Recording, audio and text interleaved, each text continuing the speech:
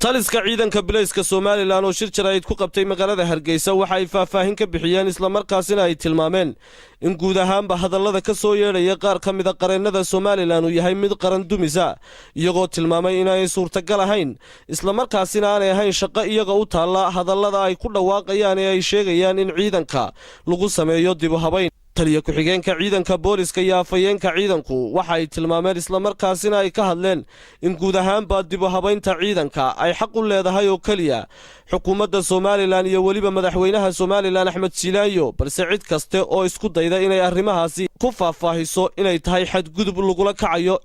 taliya ku-xigeenka iyo afayeenka ciidanka waxa ka mid ahaa hadallada Faisal hoggaanka ciidanka dhammaan warbaahinta waxaan halkan maanta waa bisha 7 ay tahay ku qabanaynaa aan kaga hadlaynaa waxyaalo badan oo maalmahan magaalada ku jiray ama ay dad aan xilkas ahayn iyo ay faafinayeen guud ahaan ciidanka bilayska markaan ka hadlo ciidanka bilaysku waxa weeyaan ilaaliyaha nabadgelyada qaranka ilaaliyaha naf iyo maal bulshada reer Soomaaliland waana ka lagu hooydo waana ka lagu hordo weeye mana haboona in aflagaadooyin iyo dhaleecayn aanu xaq u lahayn isagoo habeenii maalin soo jeeda qarannimada iyo ilaalinta nabadgelyadiina in meelaha laga sheekeeyo ama laga sheego ciidankani ma aha ciidan maanta cusub ciidankani wuxuu dhisan yahay 23 sanadood waxaanu leeyahay structure-kii ay ku dhisnaayeen ciidamada bilayska caalamku qaabkeedii buu u dhisan yahay wuxuu leeyahay taliyihii ciidanka wuxuu leeyahay taliyihii ku-xigeenadii wuxuu leeyahay hoggaamadii wuxuu leeyahay qaybihii wuxuu leeyahay saldhigyadii wuxuu leeyahay rugihii wuxuu leeyahay darajadii iyo hoggaamintii wuxuu leeyahay kumaan u gaara waa haddii taabara u baahdaan iyo haddii ay u baahdaan xirfado kale uga mas-uula qaranka oo waajibaadkooda u saaran yahay oo madax aan ugu nahay ciidanka dhismaha ciidanka sugow ciidankan wuxuu qaatay tababaro fadhiyo ilaa 36 difcadood baa ka soo baxday tababarka Mandheera intaasoo reform 2010 ilaa 13 ciidanka bilayska 6 tiro badan oo aan halkan ka sheegayn ayaa ku galay Mandheera reformka hay-adihii fulinayna way joogaan mana aha maanta in lama yareeyo shicib intay dibad istaagaan ilahaan ciidanku wuxuu baahay reform please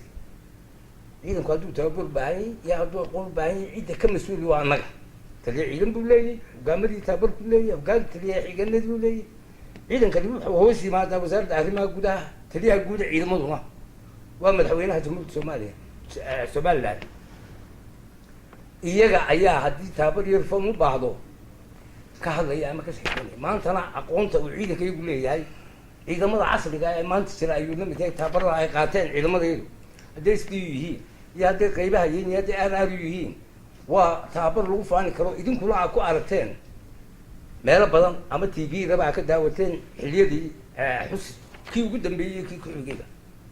hadday gaadi ku mariyeen iyo hadday dowladtus ku mariyeen iyo dhamaystirba nooca cusub ciidamada nooca cusub ee maanta caalamka laga dhaqmo ciidankeeda ilaahay baa mahadle ilaahay xalka isku keenay gidigeenba marka labaadna taliyaha si fiican buu hadlay ujeedada isku yimid isaga ayuu sheegay haseeshe waxaan ku darayaa waniyo inagu sharci baa leeyahay xeerka ciqaabta qodobka 6 wuxuu ka hadlaa wax la ilaalinayo difaac oo ah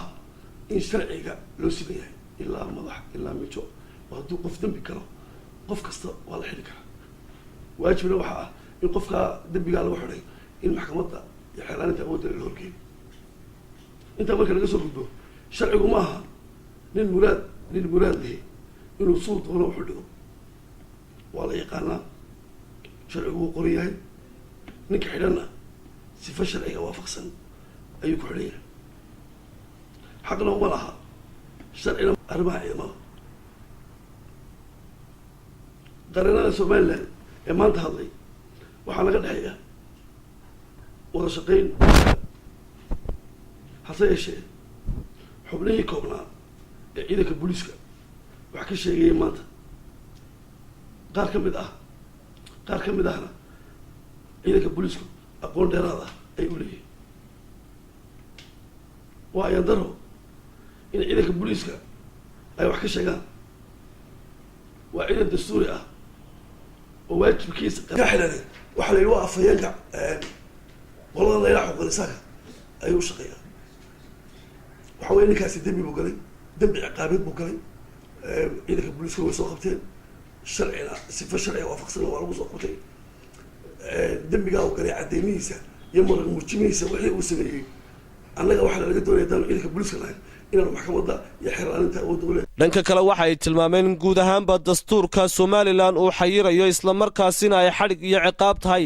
cidda wax ka sheegta ciidamada booliska, iyagoo tilmaamay in ciidanka boolisku uu leeyahay hab loo raaco cidda ka cabanaysa. waxaanay guud ahaanba dadafeeyeen xubnahaasi ka mid ahaa qareennada somalilan iyo weliba qaar ka mid a xuquuqal insaanka somalilan oo muddooyinkii ugu dambeeyey dalbanayay dib u habayn lagu sameeyo ciidanka booliska. waa maxamed cali xaashi, telefishinka Space Channel, magaalada Hargeysa.